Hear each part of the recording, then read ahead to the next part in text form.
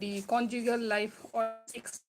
So in today's world, actually, conjugal life means the little bit of different from sex life, because conjugal life means the relationship between the man and woman, and when we say sex life, then of course there are relationship between women's, means the lesbians, the sexual relationship between men, so that is also there, means the gays. So uh, that category is different, means the conjugal life means particularly that of man and woman, and yogic sciences is saying, has its own saying on the conjugal life of a man and a woman. So uh, that is a very important part of our life, but we very rarely tend to hear about the awareness in our society. In our education system also, we do not hear much about the sex education, although it is very much important. We are like we have civilized, means so many civilizations are there, although the discussion, means it is like a taboo, we should not speak on certain topics, and sex life is one of that, which is a kind of taboo. We human beings in our society, we do not want to talk. In modern society, we tend to have newer ideas, newer topics, but this is one such topic which is like kept for somebody else to do. So but then since I'm a yoga practitioner, and from the past about 25 to 27 years, I have known about the effect of yoga in our life, human life. So I think that it is very much important for us to uh, talk about this life also. And when I was doing the diploma at that time also, we were taught to ask about the sex life of our like the practitioner, means since I'm a yoga practitioner, I have to do a project and I have to give instruction to patients. So at that time also, we were like made it clear that we need to know about the sex life of the person to whom we are teaching the yogic sciences. So there is no such taboo or veil when we are talking about this matter. Now, since it is a taboo or very less spoken, so many issues remain hidden. And I want to know about this, like, for example, uh, we see that there are practices which people do, like smoking, cigarette smoking. And cigarette smoking is regarded as a practice which tends to decrease the sex life, means keeping our control. So uh, that is also a way of knowing somebody's sexual nature. Now in my past about, means from my school life till now, I have like heard that any man who smokes would not be that much sexually aggressive, and those persons are also regarded safe by women. Women's, they tend to regard those men to be safe, so that must be having some reason. Cigarette smoking must be doing some kind of effect on the sex life of that man. So these are something topics, some topics, issues which we need to uh, talk openly in society. So what does the yogic science say? So this is one such topic, that what is the effect of cigarette smoking. Then again, means this is definitely, this is a negative effect. And then another negative effect, negative practice done by people in our society is that of watching porn movies. Then the effect of porn movies upon the sex life of youth and mature people also. So what is that? Now uh, about the porn movies, actually there are many psychiatrists and practitioners, medical practitioners, who says that it is having harmful effect on the mindset of youth especially, and to mature people also. So they would say it is having a negative effect.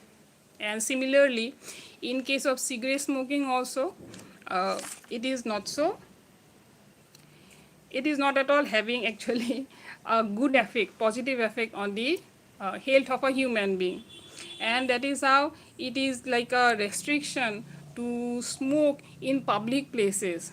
And if somebody is smoking inside their houses also, they should know that they are causing cancers to the people whoever is living together, means maybe the family members or the roommates. So it is a restriction. Then also people do this negative practice in our society. We have seen, I also have seen. Now how would the yogic science deal with this topic? Now when I am referring about the yogic science, then let me tell you that I consult things from books. This is a book by Yogic Therapy by Srimad Swami Shivananda Saraswati. So in this book actually he has mentioned about various aspects of our life, and in that context he has also said about the unhealthy sex life and the healthy practices, uh, good and healthy married life, ideal married life. It has been mentioned as an ideal married life. So if anybody wants to take this book, buy this book, then I will give you the name and author from in my YouTube web page. So anybody, means it is there in 3 languages. One is in English, one is in Bengali, and third one is in Assamese. So 3 languages it is being provided. Now on the very onset, what does the yogic science say? It says that in case of sexual enjoyment, it is not the body which matters, but it is the development, growth and development of the human brain. If the brain, if the psychology of a man and a woman is matured, if that is developed, then there would be enjoyment in between those two persons. But in our society, there's a wrong view that somebody is good looking, then he or she would be having a very good sex life, very enjoyment would be there. But yogic sciences say that it is not that. The skin complexion, the body structure, beautiful face, beautiful body, figure, so those things does not matter. What matters is the development of our human brain. So actually this is a very long chapter. So today I have brought like 5-6 points I will be discussing, and for the rest I will conduct another session where the diseases related to sex life because of unhealthy sex life that I would like to discuss. So very first point was the development of our brain that is needed. So in that context, obviously, education would definitely help somebody who does their school life very well. So definitely they would be enjoying their sex life. So that was about the degree of development of brains as compared to the skin, the makeup. Then again, there's a very interesting point that the sex life of the different regions of the world, like I have got this world map here, and it is said that the European or the Western world means over here. This is the Western world, and here we have the country of India. So there's a difference between the colder region of the world and the tropical region, means India and the subtropical region here the culture is different, and over the Western world the culture is different. So culture and climate, these are two such points upon which the sexology depends upon.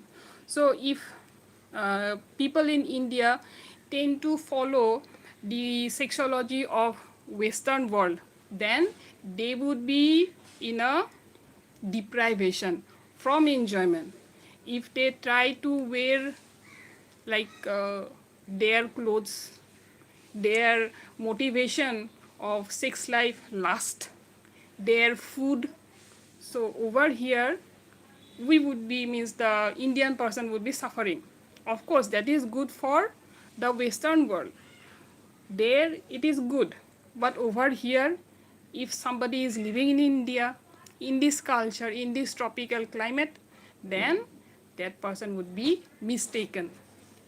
So this is one such point. I would like to go in depth of this point, that why and how there's a difference in culture and climate. Then another important point of discussion is the youth time. We all know that as youth we always want to focus on our life, on our like the goals of life, aims of life, but at the same time we want to do enjoyment. That is not a false thing. If somebody wants to become a saint then that is different, but isn't that youth always wants to enjoy their life. Youth means the period from 20 years to near about 35 years of age. So in this period they want to enjoy life, sex life of course. So together with that enjoyment, actually the responsibility of pregnancy would also come together. And if somebody is restricting, means not allowing the pregnancy to come, then that would again affect the sex life of both the woman and thereby the men also. This is one, like actually many cases are there, and if I go in depth then a lot of reading I have to do. I have to do a lot of like study here, and it would be a very long session. And then comes, then of course the discussion means making it clear whether both the men and women they are satisfied or not, and which depends upon the ejaculation of the semen, and production of those hormones are built both in the body of the men and women, but ejaculation happens in case of men.